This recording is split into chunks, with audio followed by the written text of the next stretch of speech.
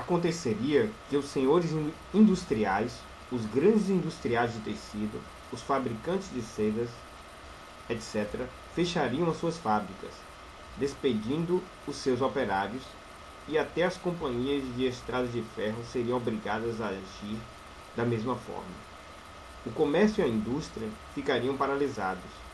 Grande número de pequenas indústrias seriam obrigadas a fechar suas oficinas, e essa multidão de homens sem trabalho sairia à praça pública exigindo pão e trabalho.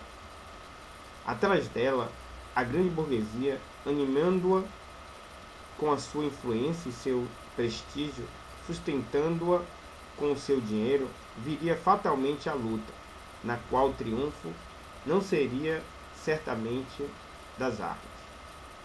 Demonstra-se, assim, que os grandes industriais, enfim, são todos, também, um fragmento da Constituição.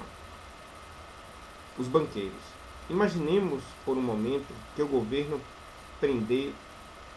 pretendesse implantar uma dessas medidas excepcionais, abertamente lesivas aos interesses dos grandes banqueiros. Que o governo entendesse, por exemplo, que o Banco da Nação não foi criado para a função que hoje cumpre, baratear mais ainda o crédito aos grandes banqueiros e aos capitalistas que possuem, por razão natural, todo o crédito e todo o dinheiro do país. Mas suponhamos que os grandes banqueiros passem a intermediar no numerário daquele estabelecimento bancário para tornar acessível o crédito à gente humilde e à classe média. Suponhamos, isto é, também, que ao Banco da Nação pretendessem dar a organização adequada para obter este resultado.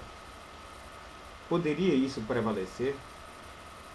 Não vou dizer que isto desencadeasse uma revolta, mas o governo não poderia impor presentemente uma medida semelhante.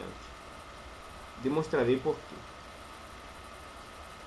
De vez em quando, o governo sente apertos financeiros devido à necessidade de investir grandes quantias de dinheiro que não tem coragem de tirar do povo por meio de novos impostos ou aumento dos existentes.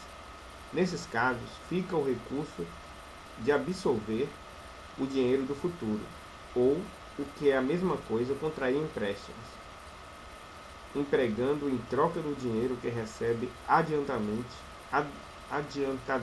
papel da dívida pública. Para isto, necessita dos banqueiros. É certo que, mais dia menos dia, a maior parte daqueles títulos da dívida volta às mãos da gente rica e dos pequenos capitalistas do país. Mas isso requer tempo, às vezes muito tempo, e o governo necessita do dinheiro logo e de uma vez, ou em prazos breves.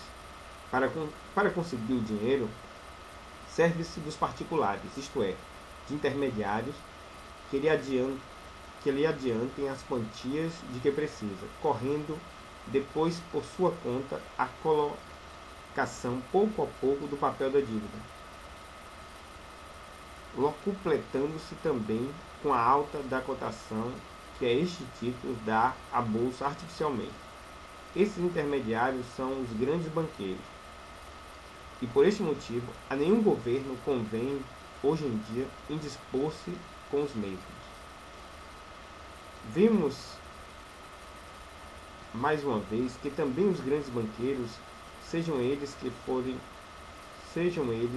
forem, a bolsa inclusive, são também parte da Constituição.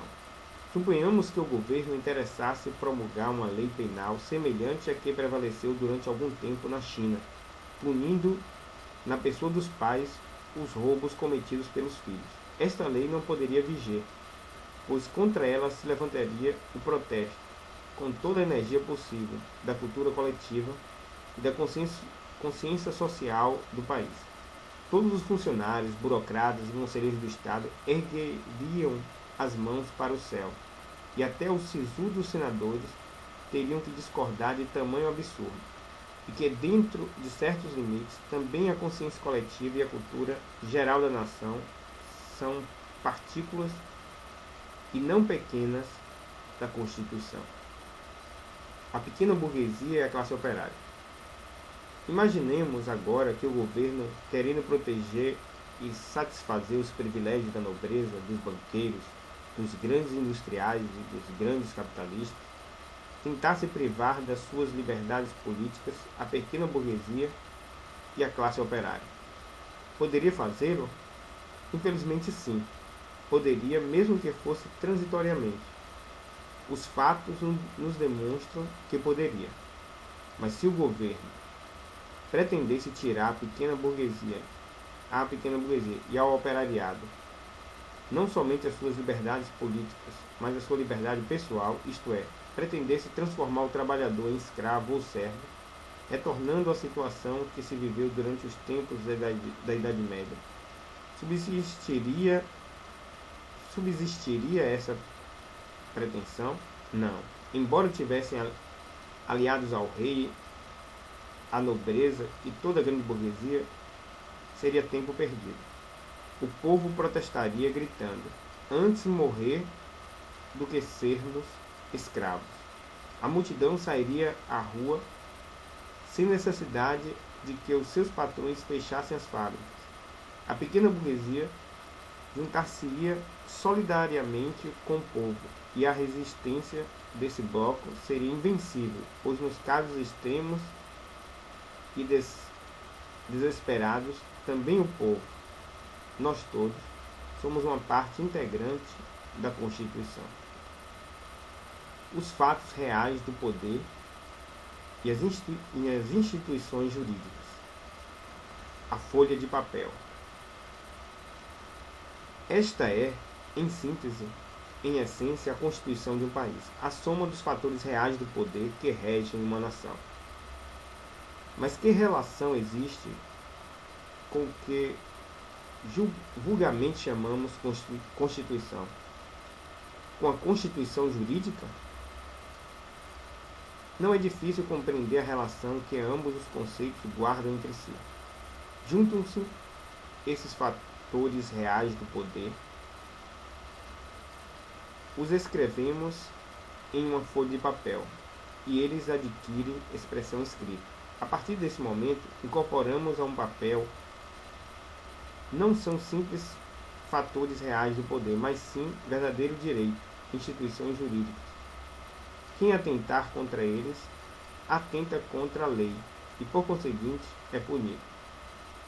Ninguém desconhece o processo que se segue para transformar esses escritos em fatores reais do poder, transformando-os dessa maneira em fatores jurídicos.